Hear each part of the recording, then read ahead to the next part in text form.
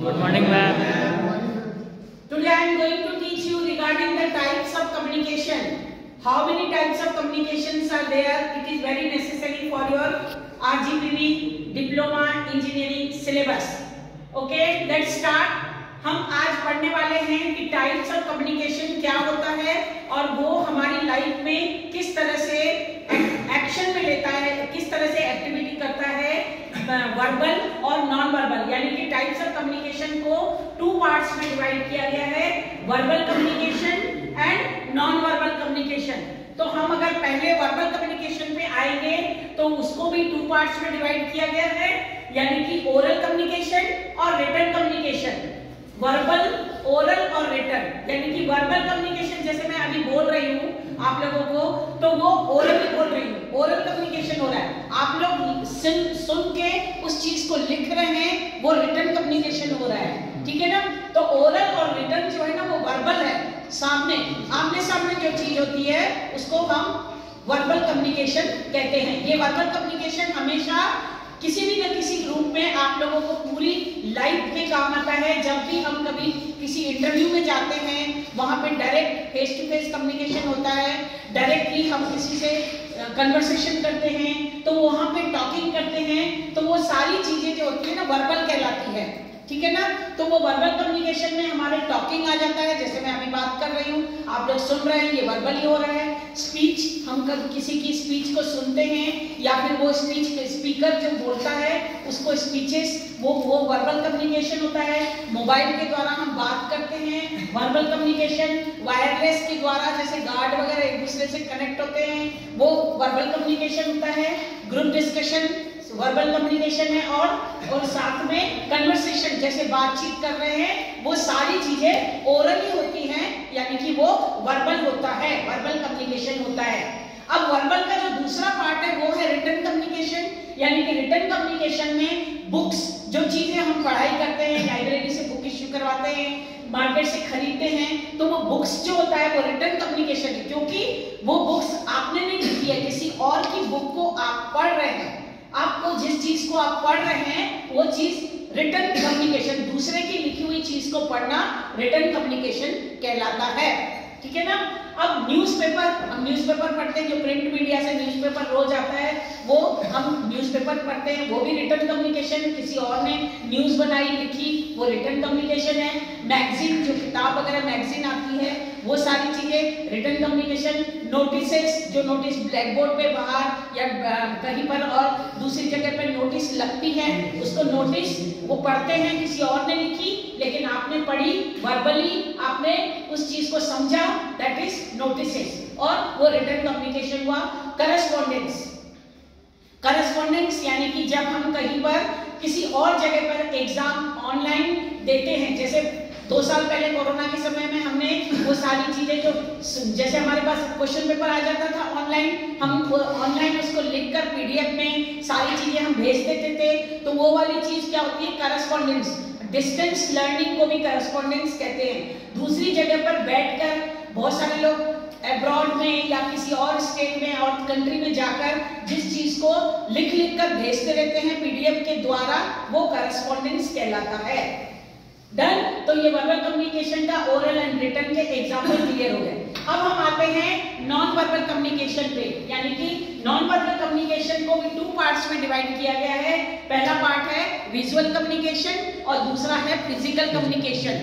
Physical communication यानी visual के द्वारा, जिसमें नॉन वर्बल में कोई ज्यादा शब्द नहीं होते हैं, जैसे हम बोल रहे हैं तो हम शब्द है, लेकिन नॉन वर्बल में शब्द नहीं है, लेकिन सारी चीजों को एक ही बार में देखकर समझ जाना वो विजुअल कहलाता है। जैसे फिल्म वगैरह भी आती है, हम बिल्कुल म्यूट फिल्म्स वगैरह देखते हैं, सारी चीजें देखते हैं, वो विजुअली हम देखकर उनके बॉडी लैंग्वेज के द्वारा समझना नॉन वर्बल कम्युनिकेशन कहलाता है। यानी कि विजुअल में क्या क्या आता है, बोर्ड आता है, जैसे मान लीजिए ये बोर्ड है, इस बोर्ड से मैं अगर कुछ नहीं भी बोलूंगी तब भी आपको समझ में आ जाएगा कि मैंने जो चीज लिखी है वो कैटेगराइज करके लिखी है, डायग्राम के द्वारा बना के लिखी है। वो सारी चीजें विजुअल देखकर भी बहुत सारे लोग समझ जाते हैं और उसको नॉन वर्बल कम्युनिकेशन कहते हैं। बोर्ड हो गया, ग्राफिक्स में जैसे परसेंटेज ग्राफ अगर बनाते हैं, जैसे परसेंटेज का ग्राफ कितना बना, तो इसमें हमने कुछ लिखा नहीं, कुछ हमको ज्यादा वर्ड्स नहीं लिखे, लेकिन हमने समझ गया कि ये कम परसेंट है और ये ज्यादा परसेंट है। तो इस तरह से ग्राफिक्स के द्वारा और पिक्चर्स के द्वारा, और पिक्चर्स में जैसे पिक्चर्स में ये होता है कि जैसे हम कोई हमारी फिल्म कोई किसी का हम फोटो देखते हैं तो उस फोटो में वो गुस्से में है या फिर हैप्पी मूड में है या फिर कुछ स्माइल कर रहा है, वो हमें देखकर ही समझ में आ जाता है, उसके पिक्चर देखकर ही। तो उसको हम नॉन वर्बल कम्युनिकेशन में इंक्लूड करेंगे। टेबल्स यानी कि जब आप लोग मैथमेटिक्स में टेबल्स वगैरह पढ़ते हो तो उस टेबल्स के द्वारा भी आपने कुछ ज्यादा नहीं, बस टेबल देखकर समझ गए कि ये किस चीज से रिलेटेड है और कितने परसेंटेज है, तो वो टेबल्स भी नॉन वर्बल में आता है। लेबल्स, दवाइयों की, मेडिसिन की बोतल में लेबल्स लगे रहते हैं, उसमें दवाइयों की बोतल में लेबल लगे रहते हैं, तो वो दवाई की बोतल के समझ में आ जाता है इसमें क्या क्या चीजें आती हैं। चार्ट जो देखकर, जैसे आप लोग मैथमेटिक्स में, किसी में भी, फिजिक्स में, सारी चीजें चार्ट के द्वारा, डायग्राम के द्वारा सारी चीजें एक ही बार में समझना विजुअल कम्युनिकेशन कहलाता है, जो कि नॉन वर्बल कम्युनिकेशन में इंक्लूडेड है ना। ठीक है, अब हम फिजिकल कम्युनिकेशन, यानी ये तो विजुअल होगा, विजुअल देखकर हमने समझा। अब फिजिकल में तो कुछ भी नहीं है, उसमें तो न डायग्राम है, न चार्ट है, कुछ भी नहीं है, न शब्द है, पर फिर भी हम बहुत सारी चीजें समझ जाते हैं। जैसे कि आप लोगों ने जैसे यूनिफॉर्म पहन के आए हो, तो यूनिफॉर्म पहन के आने में ये समझ में आ जाता है कि आप लोग कॉलेज गोइंग स्टूडेंट हो, या स्कूल जाते हैं तो स्कूल वाले बच्चों की यूनिफॉर्म देखकर समझ जाते हैं कि ये स्टूडेंट है, समझ में आता है। अब पार्टी वेयर ड्रेस पहनोगे तो समझ में आएगा कि पार्टी में जा रहे हैं। कहीं पर किसी जगह कैजुअल पहनेंगे तो कैजुअल का ऑफिशियल होगा तो ऑफिशियल दिख जाएगा। टाई वगैरह लगा के आप कहीं पर जा रहे हैं तो समझ में आएगा कहीं ये बंदा मतलब किसी इंटरव्यू में, किसी ऑफिस में काम करता है ना। तो वो सारी चीजें बॉडी लैंग्वेज के द्वारा भी समझना नॉन वर्बल कम्युनिकेशन कहलाता है। यानी कि अब फेशियल एक्सप्रेशन, बहुत सारे लोग क्या होते हैं अपने जैसे हम किसी जगह पे बैठे हुए हैं और हमारे एग्जाम की हम तैयारी कर रहे हैं और हमारे पास हम किसी को भी हम एक्सपेक्ट नहीं कर रहे हैं कि कोई हमारे पास आए, लेकिन अचानक कोई आ जाता है और हमें मालूम है ये टाइम वेस्ट करने वाला है, तो हमारे फेशियल एक्सप्रेशन से हम इस तरह से हमारा मुंह बन जाता है, तो हमें ऐसा लगता है कि वाकई में कोई चीज मतलब गड़बड़ है, मतलब हमको हमारे मुंह बनने को देखकर वो समझ जाएगी कि मैं शायद अनवांटेड गेस्ट हूँ, है ना, होता है ना कई बार। तो वो सारी चीजें फेशियल एक्सप्रेशंस के द्वारा, कई बार बहुत सारे लोग कैसे कैसे मुंह बनाते रहते हैं और उसको देखकर समझ में आता है ये कॉमेडी में। कोई हैप्पी मूड में रहेगा तो हैप्पी मूड का एक्सप्रेशन दिख जाएगा, कोई सैड मूड में रहेगा तो सैड मूड का एक्सप्रेशन होता है। तो वो फेशियल एक्सप्रेशन जो होता है वो भी नॉन वर्बल कम्युनिकेशन के द्वारा हम समझ जाते हैं। यानी कि हमें किसी ने कुछ नहीं बोला लेकिन फिर भी हमने बहुत कुछ समझ लिया। आई कॉन्टेक्ट जैसे मैं अभी आप लोगों को बिल्कुल शांत हो जाऊंगा, शांत हो गई तो ये समझ में आ गया मैडम शांत क्यों हो गई, और एकदम से मैं जैसे बोलने लगूंगी या फिर किसी की तरफ कोई बात कर रहा है तो मैं देखूंगी तो वो एकदम से शांत हो जाके चुपचाप बैठ जाएगा। तो मतलब मैंने कुछ बोला नहीं लेकिन आप लोगों को मैंने आई कांटेक्ट दिया तो आप लोग समझ गए कि मैडम क्या चाह रही है। इसी तरह से आप लोगों के आई कांटेक्ट भी एक नॉन वर्बल कम्युनिकेशन कहलाता है। गेस्चर यानी कि जैसे कि कोई गेस्चर, किसी का गेस्चर, पोस्चर, बॉडी लैंग्वेज जो ऐसी होती है, चलना, किसी का आना, जैसे कभी आप दरवाजा खोल के एकदम से धड़ाक से दरवाजा खोल के आ गए और ऐसे लगेगा कि ये तो बैड मैनर वाला है, ये इसको कोई मैनर्स नहीं है क्या, लेकिन धीरे से दरवाजा खोल के शांत होके आके बैठना, एक अपना बॉडी मूवमेंट जो होता है ना उसके द्वारा हमें काफी कुछ समझ में आ जाता है कि सामने वाला का बिहेवियर कैसा है, आता है ना। चलिए अब हमारा ये वर्बल नॉन वर्बल का विजुअल एंड फिजिकल क्लियर हो गया। अब हम इस ग्राफ पे आते हैं, जैसे कि ये हमारा एक 100% का एक प्रेजेंटेशन है। आप 100% जब कहीं पर प्रेजेंटेशन देने जा रहे हो तो उस 100% के प्रेजेंटेशन में आपका जो 7% है वो सिर्फ आपका कंटेंट है।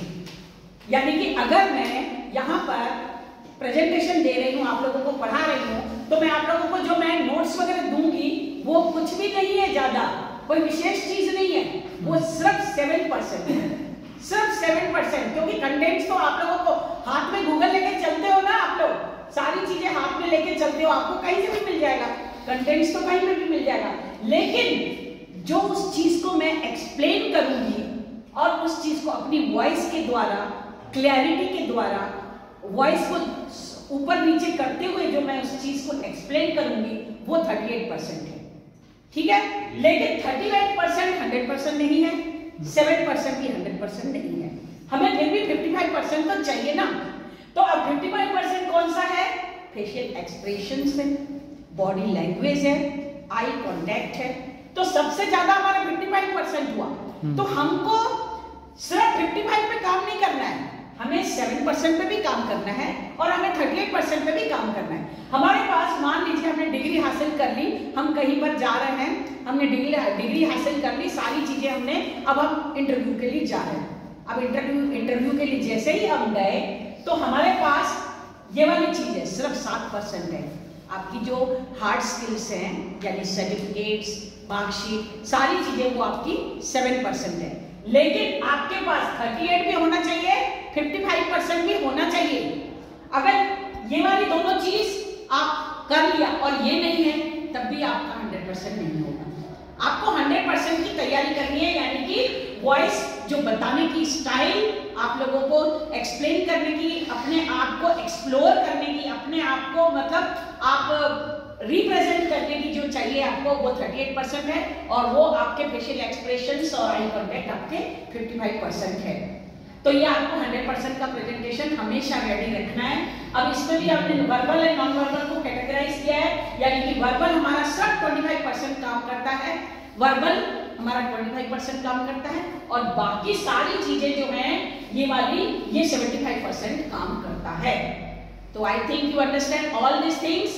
Yes. And see you in the next video with more different contents and with more eye contact and body language. Thank you for watching.